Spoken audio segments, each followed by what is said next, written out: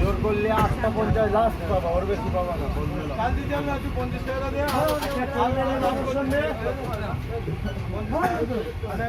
একটাই দাম সবার জন্য, 8টাই 50, 8টা 50 সবার জন্য, একটাই দাম, 8টা 50 টাকা হবে। আগে সাইজটা দেখবা, তারপরে নেবা। দরকার হয় লেবু কেটে খাইয়ে দেবো।